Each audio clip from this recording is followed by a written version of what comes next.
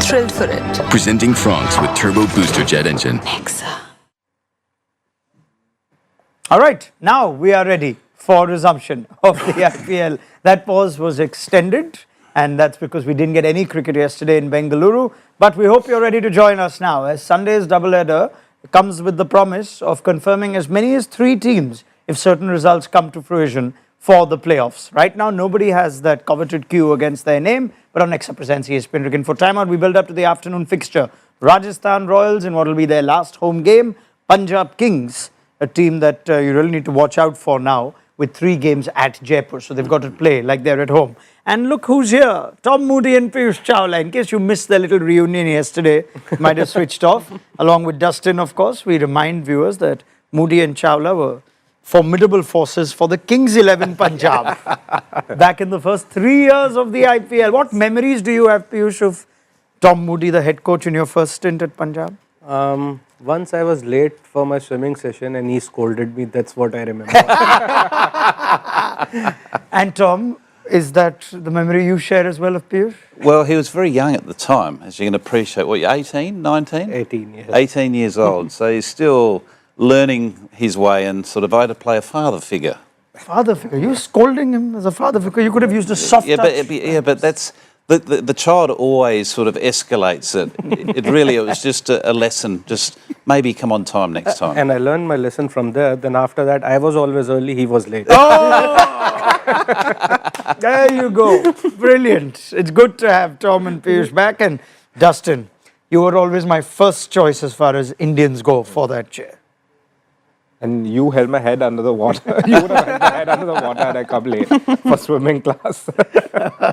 All right, we build up to Rajasthan, Punjab, and let's set the scene for you today. If certain results go the way that we've planned, then we will see 3 teams that will make the playoffs. One of those is the Punjab Kings that will look to at least get closer to the 16, 17 point mark. You need as many as you can get. And remember, that game against DC has been wiped out. We start fresh. So they have 3 games, starting with RR today, DC and MI. And those are 2 teams that are breathing down their neck as things stand. For Rajasthan, pride and perhaps a little more to play for to make sure they don't try and finish bottom of the league phase. If you're the Punjab Kings, with all that's happened, Tom, and the fact that they're also missing key overseas players, what is your way to try and get a newish squad or a squad back to focus on the job at hand? I think they're in a very unique position because they're one franchise where their Indian players, particularly uncapped players, have been outstanding. And that's any coach's dream. You know, recruit well, do your research, and then those players get their opportunity and they smash it out of the park. And so, therefore, to answer your question around the overseas players and the potential crossover of those players, I don't think it's that relevant for Punjab because their confidence is coming from their local players. It's not like their superstar overseas players are winning matches single-handedly. They've been silent. You know, for the majority. Marco Janssen's done well, but outside of him, they haven't really featured. I mean, if you were a sort of young, uncapped player like back in the day, and you saw you still had a presence of overseas players, and now it's the time for pressure and business. And I'm sure even if the Stoynises and the Maxwells of the world weren't firing, having them around at this time would have had some impact, even off the field. Well, off the field, I don't think too much because you just have in the back of your mind, okay, that Stoinis is there who can win you games from, difficult situation. But you believe in yourself as an uncapped player because you have done well in over, 8-10 games. And it's not that you're just coming and contributing, you're winning matches. So when you're winning matches, your confidence is sky high. And that's really you want from your players, from Indian core. Yeah. What's your sort of most keen aspect to watch out for from the Punjab Kings point of view? They are indeed in a unique space in comparison to other teams also playing for the race for the playoffs, aren't they, Dustin? Yeah, I mean, the challenge now I think will be more one, if they do get to the playoffs, figuring out the bowling without Jansen, because they've been heavily dependent on Arshdeep, Chahal and Jansen. Those 3 have been the 3 sort of consistent bowlers for them. The rest of the overseas players, as Tom was saying, they've actually kind of chopped and changed quite a bit.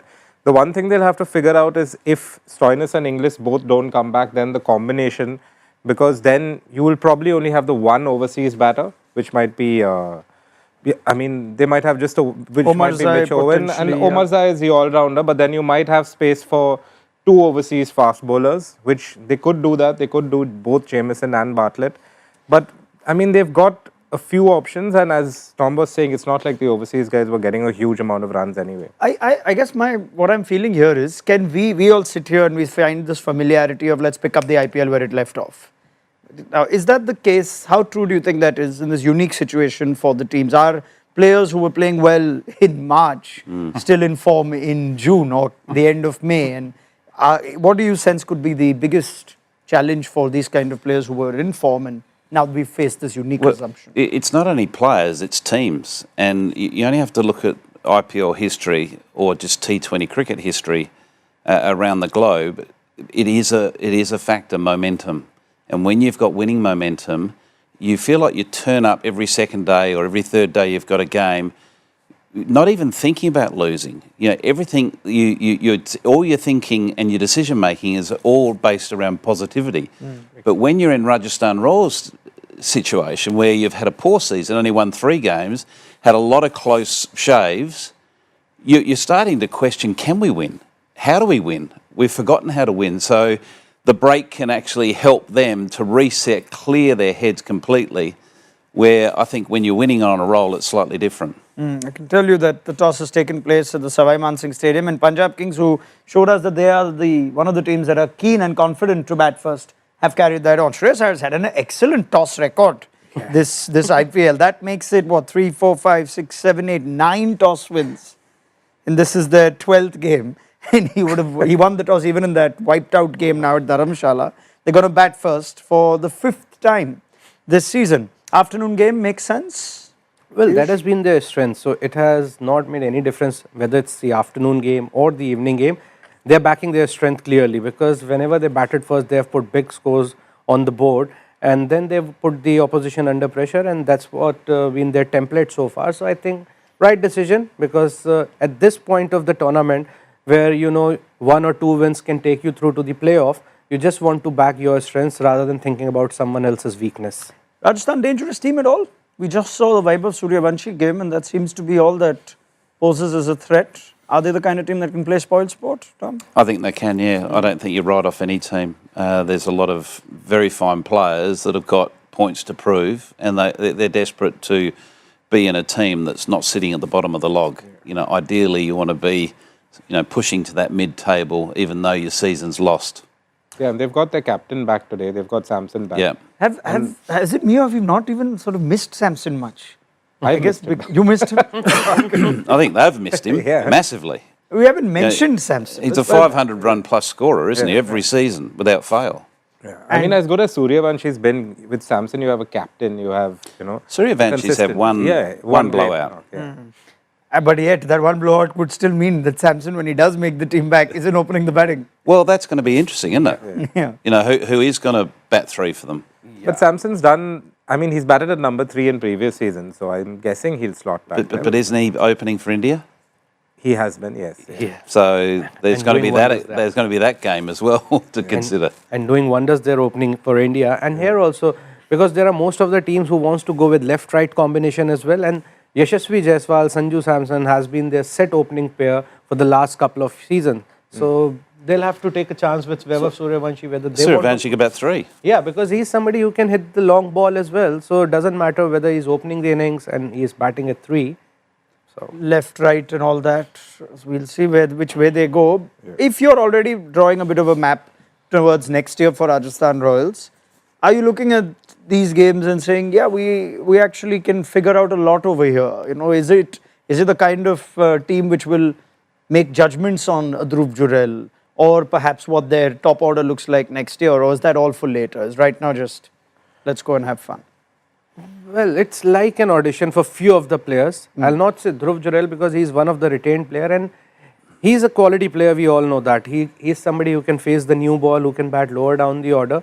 But there will be pressure on him as well because he wants to be retained for next year. So these 3 games will be there as a audition. And not only for Dhruv Jurel, there are a lot of other players as well, like few youngsters who has been there, uncapped players. So they want to prove a point here and make sure that team will show that confidence in them for next year. are they a good team with a bad season, or are they a team which we've discussed previously on this couch, and Matt was very vociferous of how they got an auction horribly wrong, which means they have to make significant changes. Yeah, I think they've got good players, but I just don't look at that side and understand what their game style is. And I look at their squad, and I think the same thing. I think how are they stacking up here? You know, particularly when they took the route to go with 2 overseas spinners.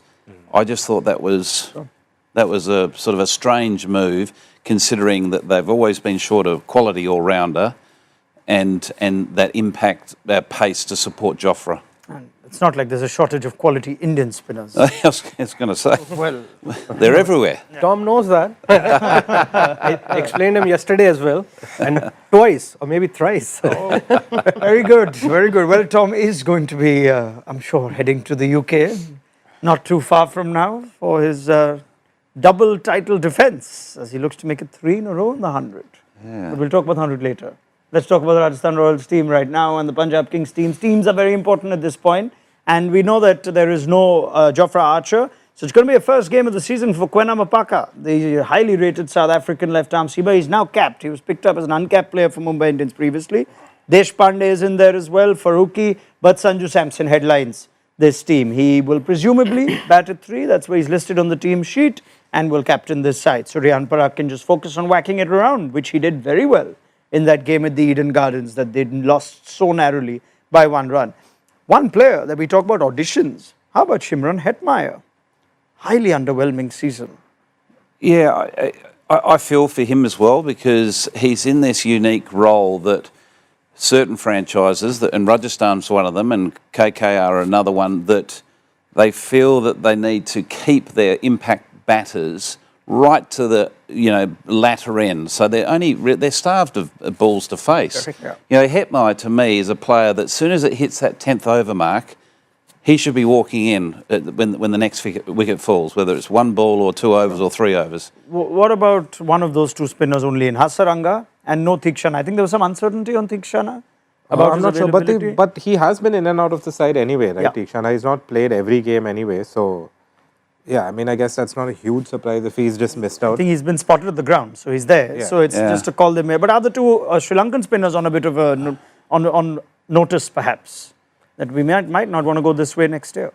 Well, if you see, when you're playing the Indian Premier League, this is, I think, first time happened, then no Indian spinner has been featuring there, and those 2 Sri Lankan spinner, and they played that bet on them in auction. But if you look at their stats, economy is always on the higher side, then there are not too many wickets, and there's a style of bowling in when you come to IPL, especially in last 2-3 years.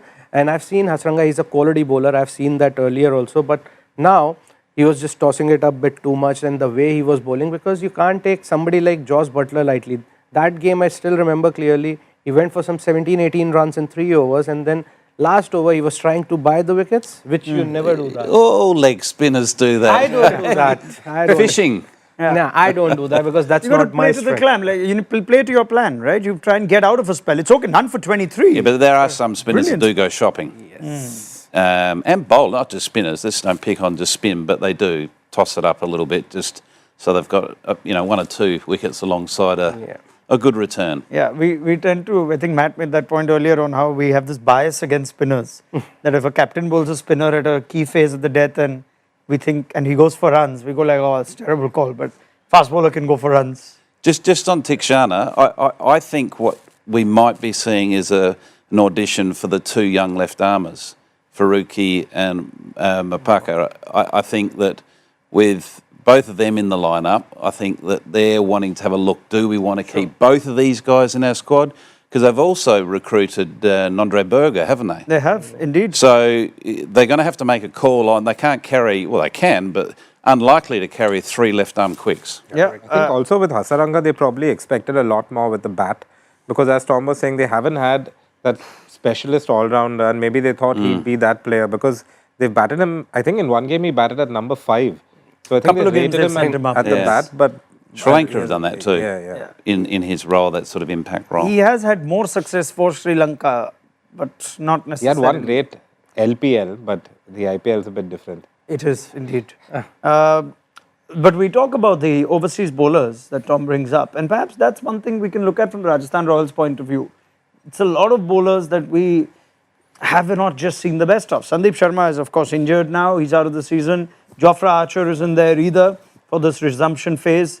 Deshpande, Farooqi, Yudhvir Singh Charak, who got a few games in the middle, as well as Akash Madwal, all going in excess of 12. Madwal just the 2 games. He started all right and then was expensive in the second game against MI. But just as we look at what their potential plan would be for these remaining games, are we looking at an overhaul of the entire pace unit, or is there someone you can work with there and say, right, we have Archer, he looked good as the season went on, and we can build with some of these other guys? Piyush? Well, if you see Tushar Deshpande, he has always been on expensive side, but he always picked up wickets as well because he bowled in the difficult phases of the game. So economy, okay, 11 is like a little on the higher side, but the wicket column for me, because Tushar Deshpande is somebody who has got that knack of picking a wicket, but this season he didn't get that. So one odd season can happen to any bowler, so maybe next season they'll be thinking about him. Then Yudhvir is a good prospect, you can think about him. Sandeep Sharma will be back as well. So I think they have got sorted kind of a pace bowling attack, and as Tom just mentioned, Mafaka and then Fazal Farooqi, you have 2 bowlers, you can pick anyone, and I feel Mafaka is a good addition. Is there enough quality though? That's the worst average for a pace attack this season, in excess of 52. And they went to the auction trying to get that leader of the pace attack or bowling attack. That's what they spend the big money on in Jofra Archer. But it seems like the gulf between Archer as he picked up form and the rest was so vast. I think Archer's a good buy, obviously, because he's a world-class asset with the ball in hand. But where I think they missed the trick is trying to get the very best Indian pace bowler to... So you've got an overseas leader and you've got an Indian pace leader, and I think that's where they're missing. Okay, well, we'll wait to see what they get from these remaining games. But I think whenever the Punjab Kings are in action, it's only fair that we speak about the outstanding form of the 2 openers, Prab Simran and Priyansh Arya. And that's the challenge for these bowlers that have not been in good form. Let's just talk a little bit more about Prab and Priyansh, what we're expecting from them. But just confirming the Punjab team before that. Mitchell Owen's first game, why? That's big. And Xavier Bartlett. We know that Inglis and Stoinis are not yet with the team. They might link up soon, from what we're hearing from the Punjab camp. But Mitchell Owen is slotted in the middle order, Tom. Yeah, well, that's what it's showing us there, whether he ends up there. But as we said in the preview for this game, if he does play, he's not going to be, knocking out any of the top 3, if not 4 players. So, between Shashank and Mitch Owen, they'll be sort of doing the finishing job. Again, look, he's new, he's young, he's only just burst onto the scene, he's had an extraordinary 12 months. He'll take any opportunity, whether it's batting at 6 or batting at 11. I'm sure he'll jump at it. Yeah, tell us a little more about Mitch Owen and whether he gives you the impression that he's got the promise to be not just a very good big bash player, which we've seen many, but also be a good IPL batter. Yeah, I think he is. I think he's definitely got the game. He's got extreme power. He's a big guy as well, so physically he's strong. He's a bit like a Tim David. Right. But obviously Tim David is a specialist finisher. But he powers the ball both front foot and back foot and hits it miles. He, doesn't leave anything wondering when he swings at it. He goes hard. And he's got a relatively sound technique as well. So, if he does need to navigate a challenging over or 2, he's got the game to be able to do that as well. It's not a bad team to come up against as well. They don't really have quality Indian spin. The seamers are short of form.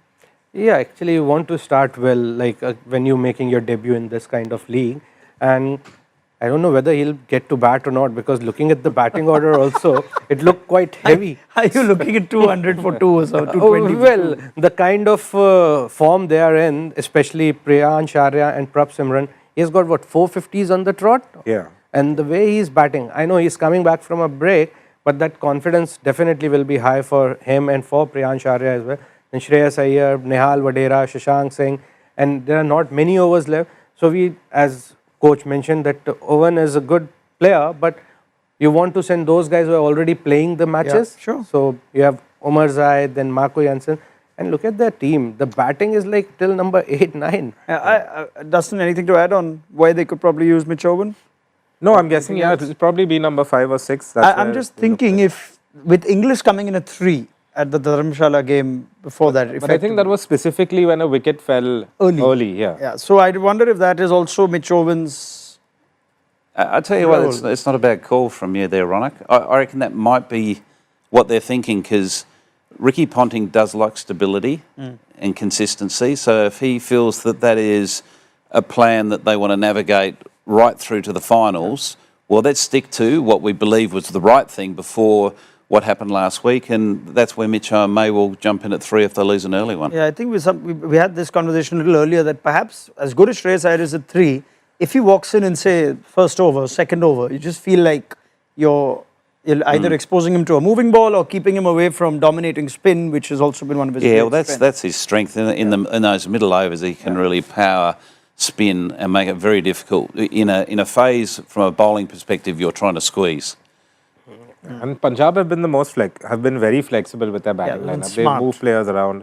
Smart. Well, sometimes they had Jansen at 5. I don't know whether that was smart, but they move players around. He can play. Marco Jansen can play. But they put him in ahead of. Anyway, I think we've discussed that. Anyway, forget it. Yeah, we're still trying to figure that out. But you want also, I think, focus a little more on the Punjab bowling, Dustin, this season? Yeah, I mean, I think the bowling is now in focus, especially because we know Jansen will leave should they make the playoffs. And this season, they've been highly dependent on Arshdeep, Chahal and Jansen. In fact, apart from those 3, nobody else has even bowled 15 overs for Punjab. In fact, after those 3, the next was actually Glenn Maxwell, who bowled 13 overs while he was playing. And Lockie, I think, bowled about 12. But they've just been chopping and changing the bowling a lot. You can see Harpreet got a few games. There were a couple of games for Vaishak, a couple of games for Yash Thakur. Yeah. And so they haven't really fixed on, I mean, forget about a 5th and 6th bowler, even a 4th and 5th bowler. They haven't really fixed on it.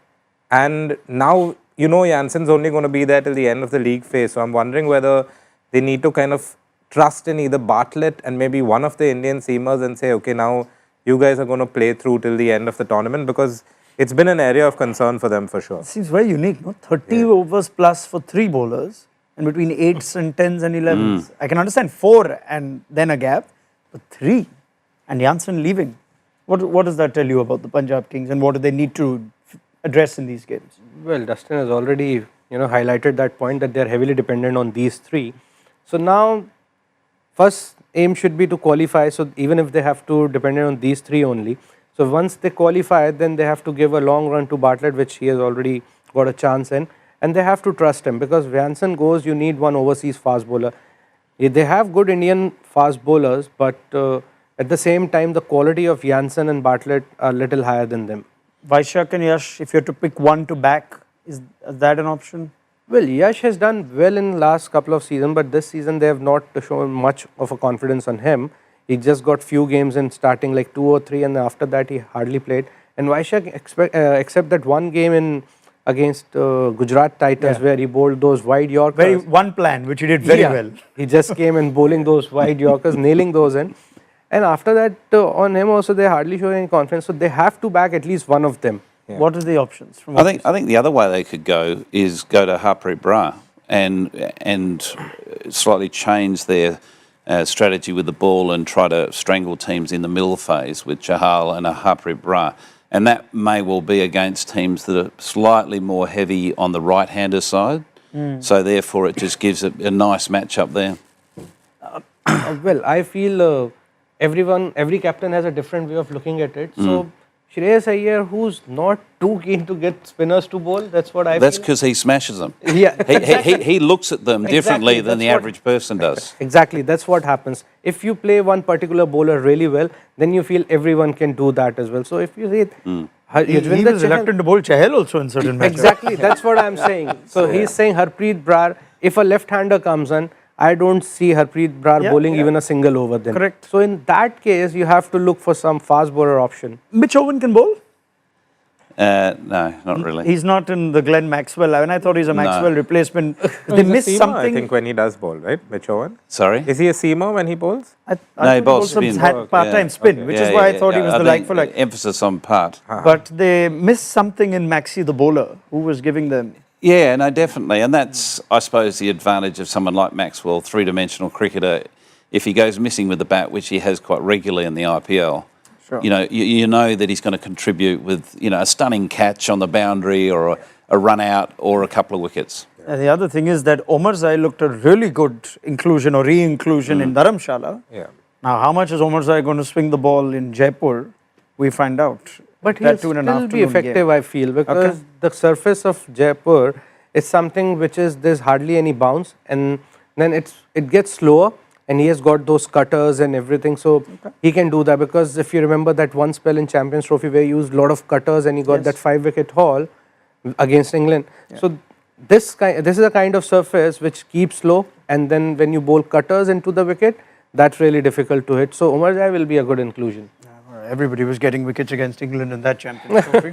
But Matt's not here, so that line doesn't have as much satisfaction anymore attached to it.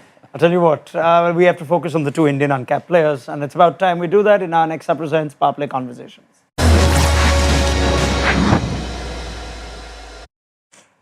Right, Prab and Priyansh, they've been awesome so far.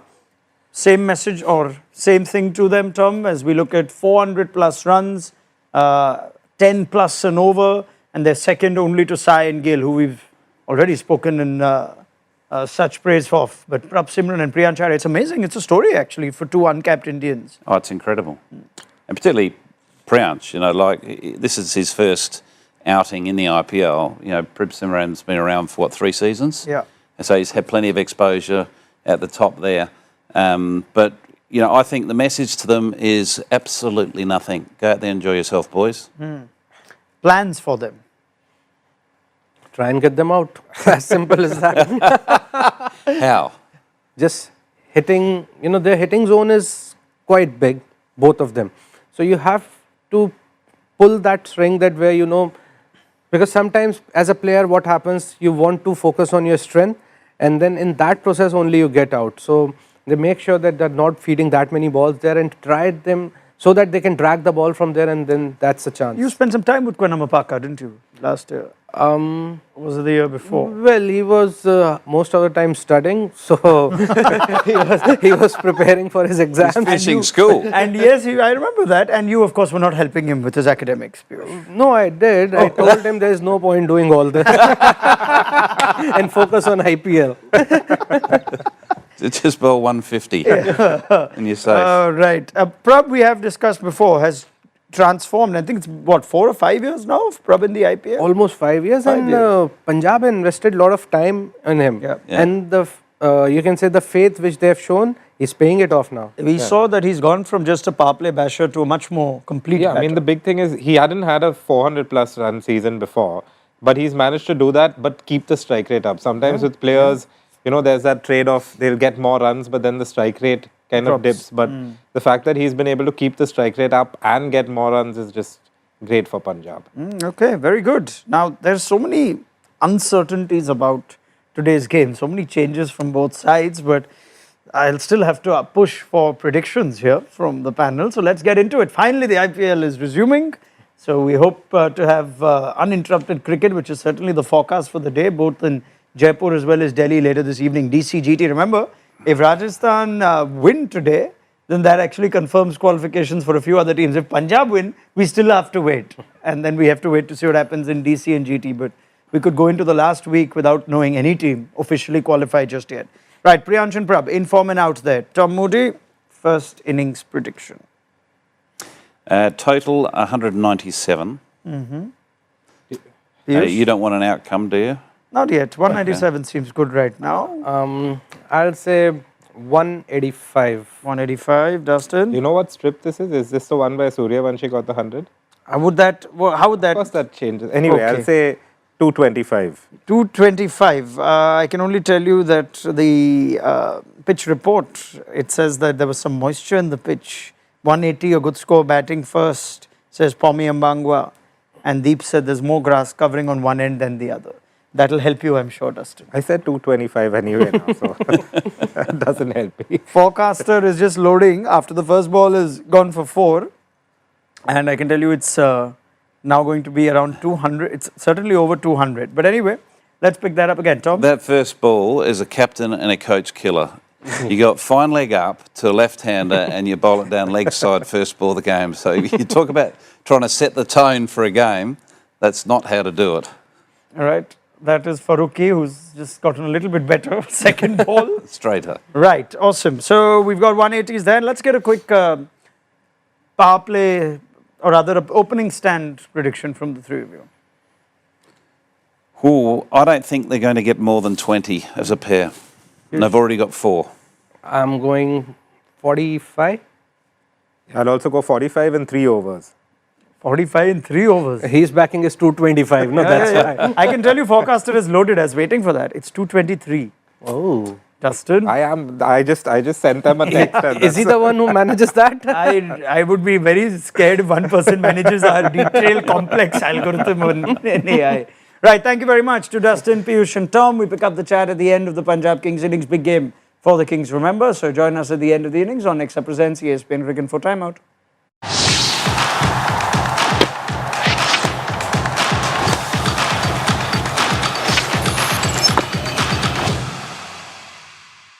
Ready for it. Thrill for it. Presenting France with Turbo Booster Jet Engine. Nexa.